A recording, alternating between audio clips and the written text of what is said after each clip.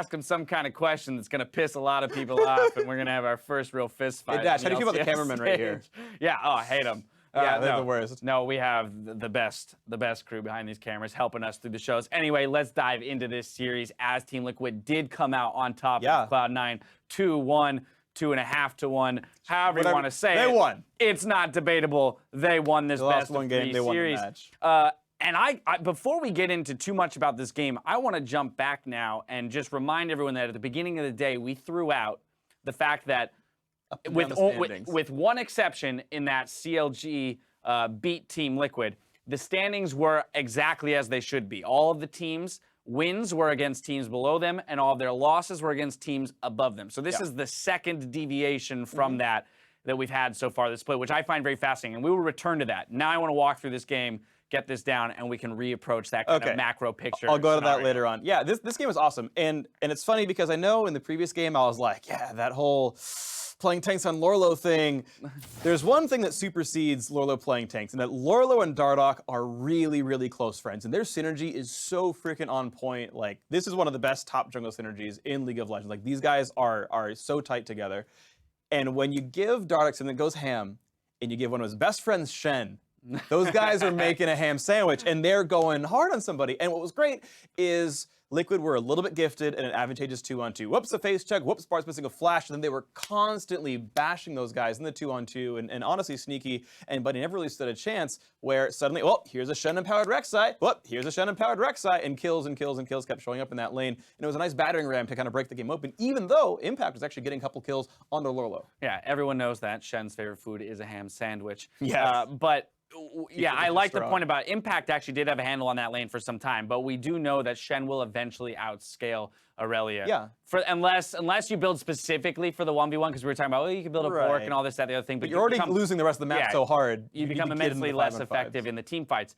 And so, yeah, sure, Impact actually had some solid individual performances, but more so than anything, I mean, that awful level 1 for Cloud9, and then the correct diagnosis from Team Liquid to return gank that lane over and over again was really how they created their advantages. And I love Jat and Pastry's point about how as the series went on, Team Liquid looked more and more dominant. And this wasn't just a case of Cloud9 making mistakes, right? Sometimes we do look at teams or upset games and say, well, the better team just didn't show up today. I don't think that this is the case here. Sure, Cloud9 made mistakes, but Team Liquid really took it to them this time around and did create their own advantage. I mean, just 13 minutes into the game, Cloud9 stabbing for a turret dive here, and Team Liquid turn it in a beautiful 4-for-0. And it starts so well. Shut off the turret dive. Great flash by Fabbbyyy, by the way. Predicts what Jensen didn't do over in game 2 and whatnot, and the fight breaks out. But Fabbyy's totally safe, so the ult comes in, and C9 suddenly realizes they have bitten off more than they can chew. Viktor's not even in this fight. This is a 5v4 that Liquid are getting kills in. Even though they're not under the turret anymore, they're just kind of chasing on down.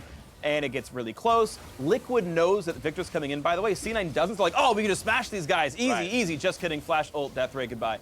And you know, fortunate by Liquid, they survived that. Dardoch was so low, if he weren't getting the earlier kills from ganking that earlier 2-on-2, he probably would have died, and that fight would have been a bit closer.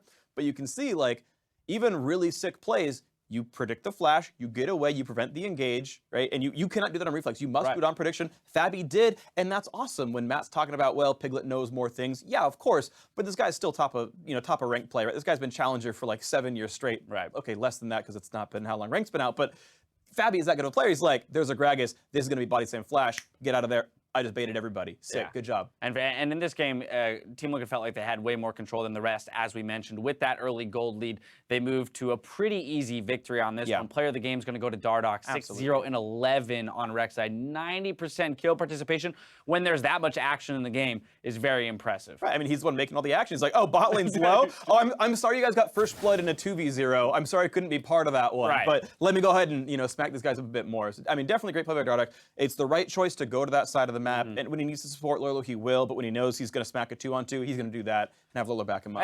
And I found that a really cool little bit of insight in the interview with Matt, where he was talking about the mentality, and the person who led them in that realm was Dardoch, right? And it's almost obvious that Sure. that would be the guy, Yeah, right? Once you know him, you get it. When you know Dardoch, you're like, that's the dude who walks off the stage and is like, whether he's furious or happy or whatever, he's fueled by it and he's motivated to get back out there and win. He does just that. He helps the team. Now, I do want to return really quickly to that kind of macro point that we made, since at the beginning of the day, we talked about standings. Here now, Team Liquid beats C9.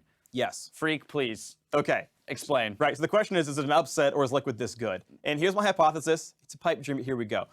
Liquid were 1-3 in the first 2 weeks, and then enter Fabbbyyy and Dardoch stays in. That lineup is 4-1. Yes. Okay, some easier matches, whatnot, but the loss to CLG, the loss to Envy were at the older lineup with Piglet and in one case Moon in that matchup. So now you've got Liquid, who get a rematch against Envy tomorrow with Dardoch and Fabbbyyy in, right? They just took down C9, who's a third place team. Like, if this is a third place team, these results now make sense. Yes. They keep this roster together.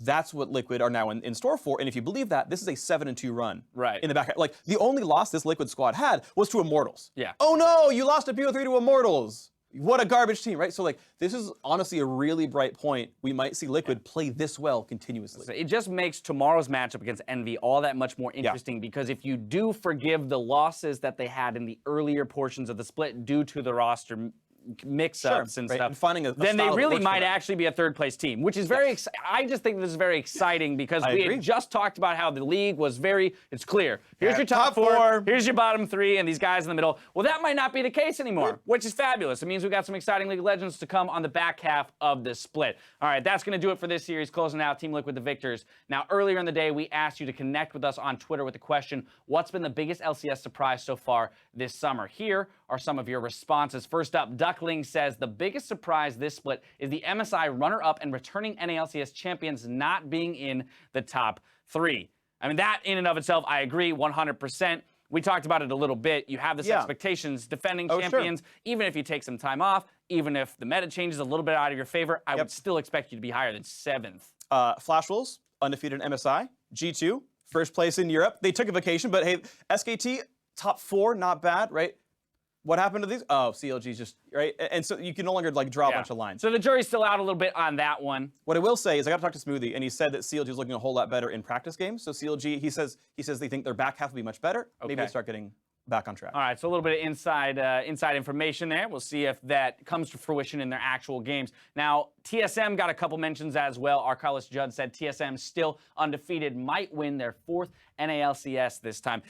And I just have to agree. Yeah. Right? This is more a situation where it's like, yeah, they look damn good. They are undefeated. Who's going to stop them? I absolutely agree. TSM look amazing, right? Rookie Biofrost doing just fine, honestly. Like, he and Fabbbyyy coming in, fresh blood, of Biofrost, we have a tweet about him. Along Legacy Aeon says, Biofrost doing so well for a rookie support. The future is bright for him and the team. And I don't know if you want to continue on the Biofrost hype train here. I mean, I feel like at this point, like, Biofrost is rookie of the split. And, like, there's players who are doing wonderfully, right? Like, Fabbyy's doing awesome as well. Like, he's, of course, a runner in this one. But, like, if TSM just keep winning other matches, like, how do you not vote for the rookie on the under? Like, how do you not do that, right? Like, Dardoch got it. No Don't challenge me. I will find a way. I mean, look, people can vote how they want, but like, at this point, everyone's kind of believing the hype now. Biofrost definitely very good, solid player. TSM are wonderful. Without a doubt, Biofrost is making his bid for rookie in the split. Finally, a little bonus tweet action.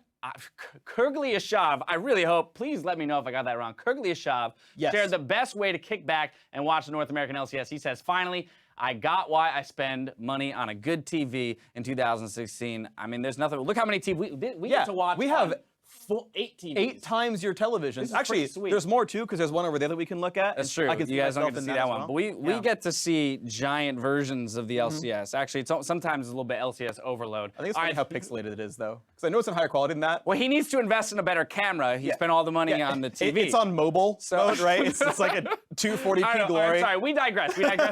Anyway, we have finished our first series here, but there's more league action coming right up as Echo Fox takes on Envy in our second match of the night. We're back in just 3.5. Jeez. All the motion